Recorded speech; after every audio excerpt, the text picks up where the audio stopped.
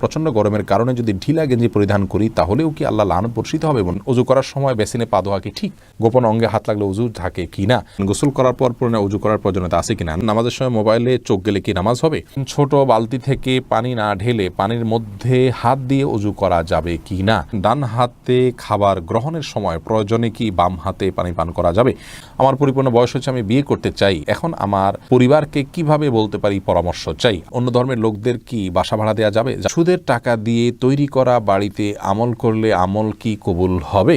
নখপালিশ লাগিয়ে নামাজ পড়লে নামাজ হবে কিনা? কারো থেকে ঋণ নিলে যার থেকে ঋণ নিয়েছি ওই ব্যক্তিকে পরবর্তীতে খুঁজে না পেলে করণীয় কি? কিবলার দিকে পা দিয়ে শোয়া যাবে কিনা? মহিলাদের ভাঙতি রোজা কি স্বামীর অনুমতি ছাড়া রাখা যাবে? মুয়াজ ইনসান আপনি জানতে চেয়েছেন, সুদের টাকা দিয়ে তৈরি করা বাড়িতে আমল করলে আমল কি কবুল হবে?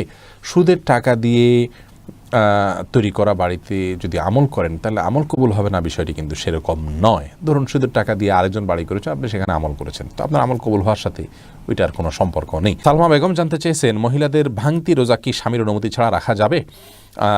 স্বামীর অনুমতি ছাড়া রাখা যাবে না। স্বামী যদি বলো যে হ্যাঁ রাখো, রাখতে পারে, আর যদি স্বামী বাসায় থাকেন তাহলে সেক্ষেত্রে স্বামীর অনুমতি নিয়ে তারপরে রাখা উচিত।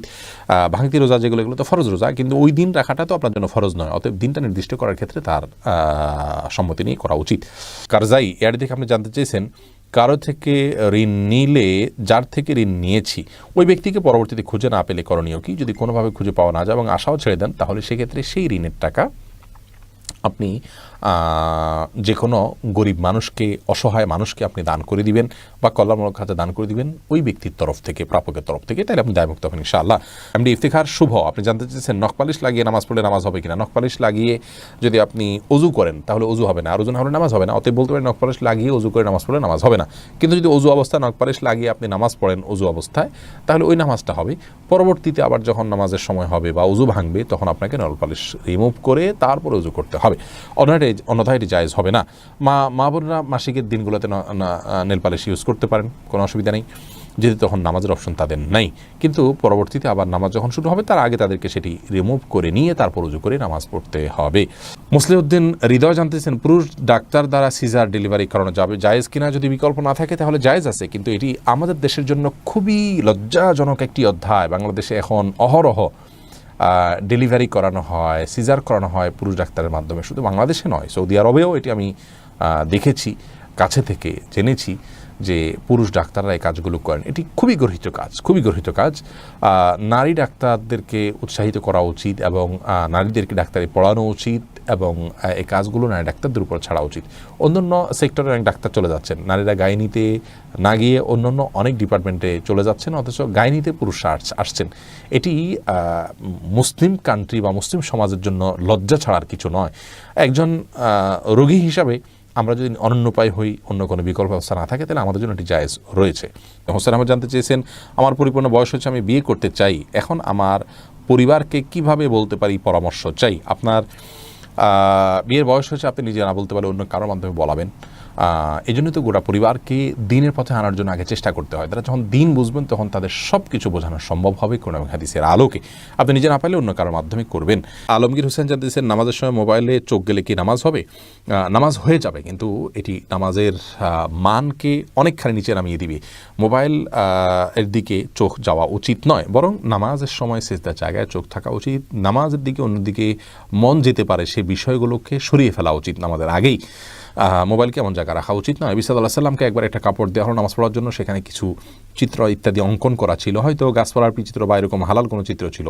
নামাজ পড়ে তিনি তারপরে বলেছেন, এই কাপড় সরাও, স্বচ্ছ বা ফ্রেশ কোনো কাপড় আনো, যাতে করে মনোযোগ নষ্ট না হয়। আল্লাহর সাথে কথোপকথনের সময় আপনার অন্যদিকে মনোযোগ গেলে, আপনি কারোর সাথে কথা বলছেন, সেখানে যদি আপনার অন্যদিকে মন থাকে তাহলে সে যেরকম অভদ্রতা, অসৌজন্যতা, এটা মহান সৃষ্টিকর্তার সাথে কত বেশি অভদ্রতা এবং অসৌজন্যতা হবে সেটা বলাই বাহুল্য। এস আলম আপনি আইডি থেকে জানতে চেয়েছেন, গোপন অঙ্গে হাত লাগলে উজু থাকে কি না?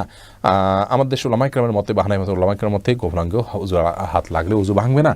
তবে আরবিন স্কলাররা, সৌদি আরবের উলামায়ে কেরাম, তাদের মতে গোপন অঙ্গে হাত লাগলে উজু ভেঙে যাবে, যেহেতু আপনার একটি হাদিস রয়েছে যে মানমাসা জাকারাহু ফালিয়াতাওয়াদ্দা, এই জন্য তারা হাত লাগলে বলতে কাপড়ের উপর দিয়ে নয়, সরাসরি যদি কেউ স্পর্শ করে তারা ওটাকে ওযু ভঙ্গের কারণ হিসাবে উল্লেখ করেন। অতএব সেই জায়গা থেকে এটা ওযু ভঙ্গের কারণ তাদের মতে, আমাদের উলামায়ে মতে এটি ওযু ভঙ্গের কারণ। আপনি ফারজানা সুলতান, আপনি জানতেছেন কিবলার দিকে পা দিয়ে শোয়া যাবে কিনা। কিবলার দিকে পা দিয়ে শোয়ার ব্যাপারে কোনো হাদিসে নিষেধাজ্ঞা সরাসরি নাই। তারপরও ওইদিকে কেবলা রয়েছে, সেই জায়গা থেকে কেবলার প্রতি শ্রদ্ধার জায়গা থেকে কেউ যদি দিকে পা না দেন ভালো, কিন্তু এটাকে হারাম বলা বা নাজায়েজ বলা বা গুনাহের কারণ বলার কোনো সুযোগ নেই, যেহেতু কোন হাদিসে এই বিষয়ে কোনো নিষেধাজ্ঞা নেই। শিখা ইসলাম, আপনি জানতেছেন 3 পিস পরে নামাজ পড়ি, পা দেখা যায়, মোজা পরে নামাজ পড়লে কি হবে? পায়ের পাতা ঢাকতে হবে কিনা মেয়েদের নামাজের জন্য মধ্যে এটা নিয়ে মত পার্থক্য আছে। অনেক উলামায়ে কেরাম এটাকে শর্ত করেছেন। আমি ব্যক্তিগতভাবে এই মতটা চাইতে, যারা বলেন যে পায়ের পাতা, পাতা বলতে পায়ের পাতার তলের অংশ এটা ঢাকার শর্ত দিয়ে থাকেন, তাদের মতটাকে আমি সমর্থন করি না।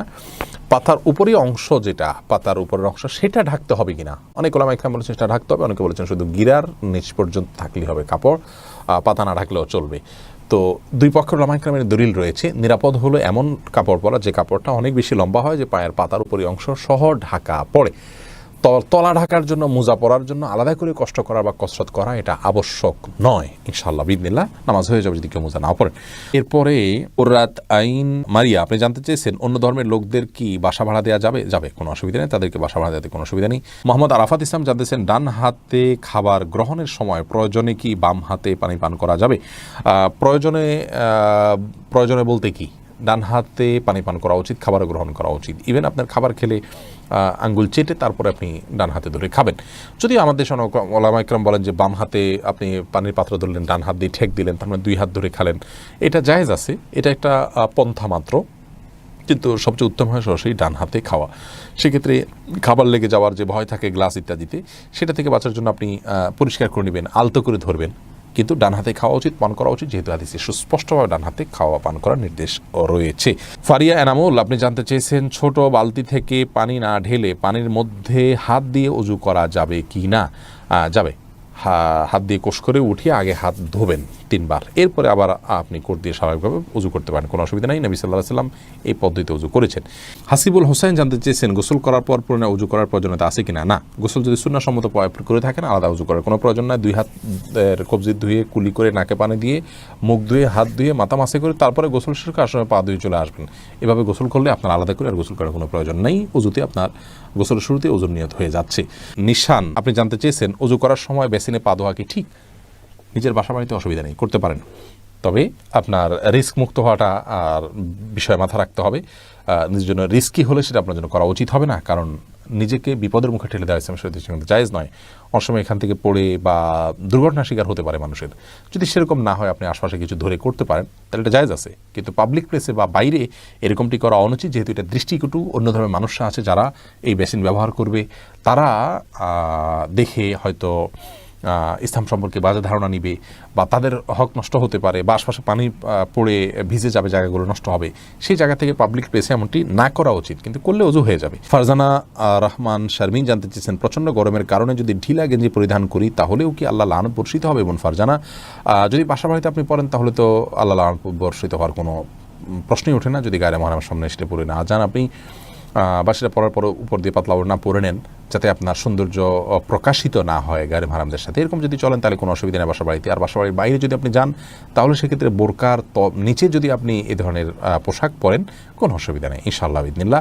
অর্থাৎ আপনার পর্দা, বাইরে যখন যাবেন পর্দা মেনটেন করতে হবে। গরম এর কষ্ট যত বেশি, জাহান্নামের গরমের কষ্ট তার চাইতে অনেক বেশি। অতএব পর্দা লঙ্ঘন যেন না হয়, পরপুরুষের সামনে যাতে আপনার পর্দা লঙ্ঘিত না হয়, সে বিষয়টা আপনি খেয়াল করবেন। এছাড়া বাকি অবস্থাতে আপনি করতে পারেন।